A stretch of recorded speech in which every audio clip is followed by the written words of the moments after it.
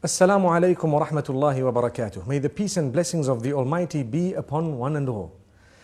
Today we will be discussing a very important topic connected to the tongue. The tongue, as you know, is a gift of the Almighty. It is very small in size, but it can create so much havoc and it can cause so much damage that more than any other organ of the body. So it's important for us to know that the Almighty has created this tongue. You know, some scholars say so beautifully, He has put 32 guards that are so sharp around that tongue so that we think 32 times before we actually utter. And it's amazing how the tongue is so small, it moves 1,001 times in a minute up and down, and yet it does not get cut by these sharp knives around. This is the gift of the Almighty. So consider it a gift. Use it as a gift. And the reason we say this is to concentrate more on a specific department of the use of the tongue, and that is when it comes to those we mix with, beginning or starting with our wives, our husbands, our family members, our relatives, and then those we interact with, our friends, and so on. What we should know is that the tongue has several different uses. One of them is to taste food, one of them is to speak, and there are so many other uses of the tongue that are there. Some we may know, some we may not know. It's amazing. However, remember, your respect as an individual is very closely connected to how you use the tongue.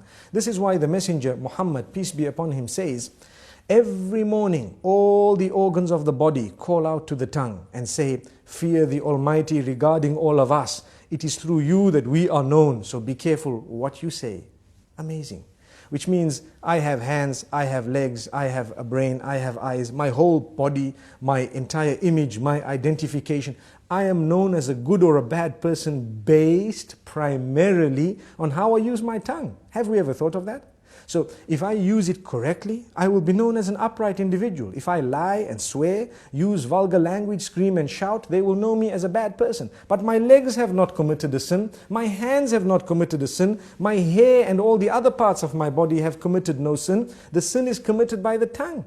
And the tongue, yes, closely connected to the brain and all that, yes, correct. But ultimately it was the one used to relay what was within. This is why if you're not sure, don't speak. Speak when you're sure. Think about it, think twice. I'm sure we've all heard the saying, you've been given one mouth and two ears to speak half that of what you hear. So you hear more and you speak less. Sadly, a lot of us love to speak. And we just want to say anything and everything, no matter how it sounds. Not realizing, did you know, it is an act of worship to think before you speak. You're actually rewarded, an act of worship. The Almighty becomes pleased with us when we think before we speak. And not just think, but think of how many different ways there are for me to portray or to say what I have in my heart, to convey that message. If I've got 5 different ways of wording it, I need to select the best, most effective, most beautiful manner, and then I will speak. And if I speak using that best and most effective manner, I will automatically be able to please my Maker, and I will definitely cause or create lots of harmony and peace in my surroundings. So very importantly, let's use the tongue correctly.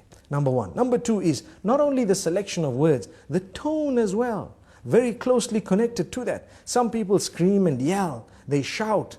Shouting will reduce your respect. The more you yell, the less people respect you. The next time you say something, nobody will want to listen to you because you're used to screaming. And this is the whole reason that we say, speak with a tone that is audible, but a respectable term, meaning respectful tone. You will find, and I'm sure we've all seen this, when someone has a habit of speaking with a calm tone and always relaxed, you will notice immediately that the minute they open their mouths, everyone is silent and listening. Whereas when you have another who's always yelling and screaming, everybody's yelling and screaming with them. No one knows whether they are serious or not serious. And imagine if you hear a person yell or scream who has never ever done that in his or her life.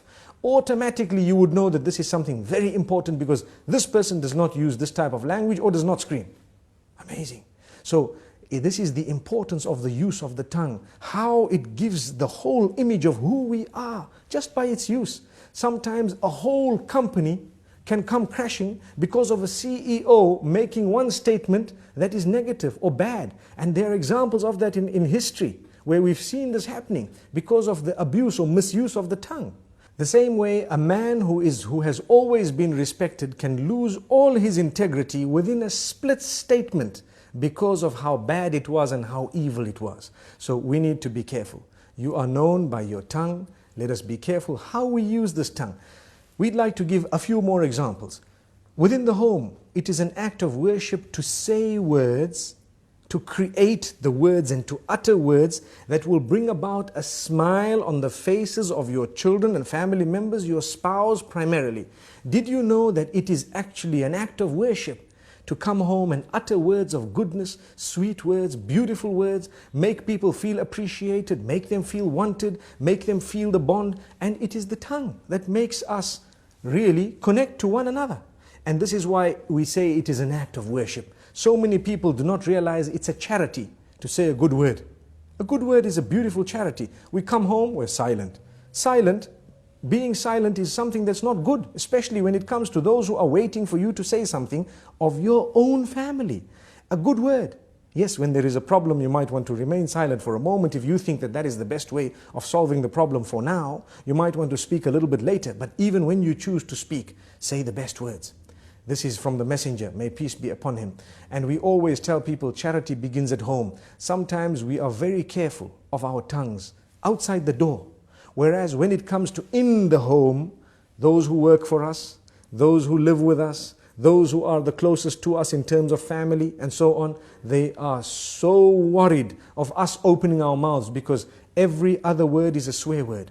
Every other word is a lie. Every other word is a word which is derogatory, defaming, which is disrespectful, which causes hurt and harm. Why should we do that?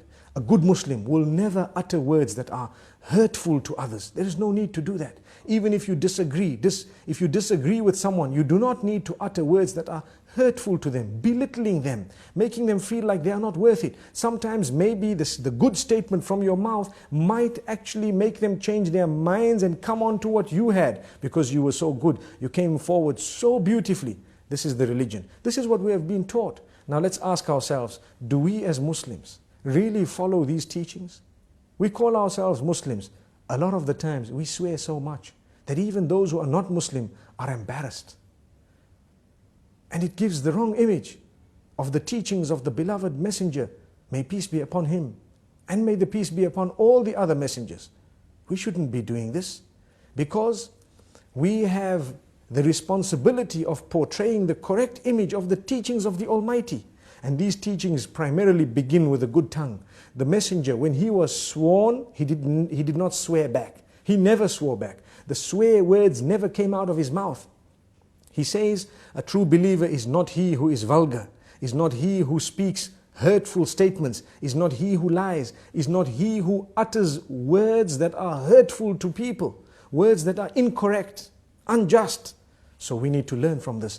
Let us learn to be honest, tell the truth. For indeed to lie would be a burden on the shoulders, and it would be a very, very grave burden on the Day of Judgment.